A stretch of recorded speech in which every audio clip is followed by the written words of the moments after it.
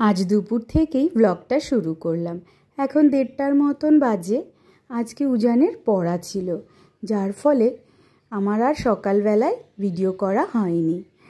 সকালেই সব কিছু পরিষ্কার করে এদেরকে খাইয়ে দাইয়ে খাটের উপর রেখে আমি উজানকে নিয়ে বেরিয়ে গিয়েছিলাম।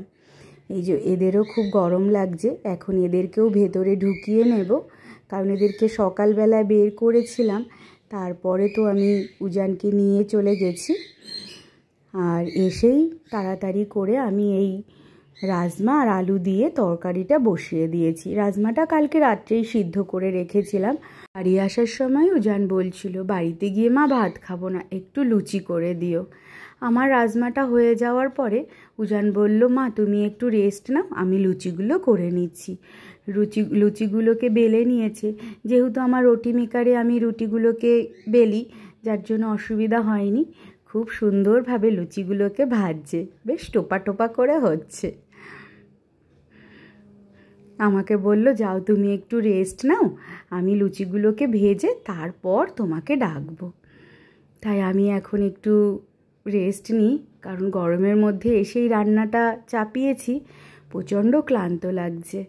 উজান একটু রেস্ট নিয়েছে। যাই একটু ঘরে গিয়ে বসি। ওই যে মনে হয় লুচি ভাজা হয়ে গেছে, ডাকছে। হয়ে গেল, দেখি কদ্দূর কি ভাজলো।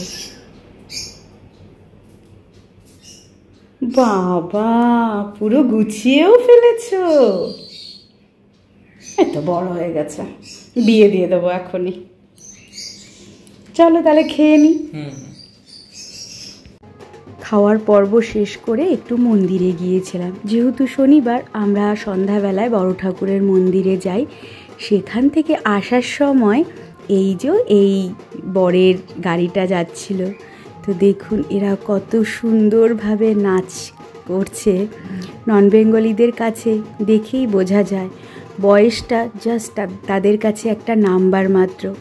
আনন্দ করতে তারা এতটুকু কার্পণ্য দেখায় না। দেখেছেন কি সুন্দর নাচ করেছে, কি সুন্দর সেজেছে।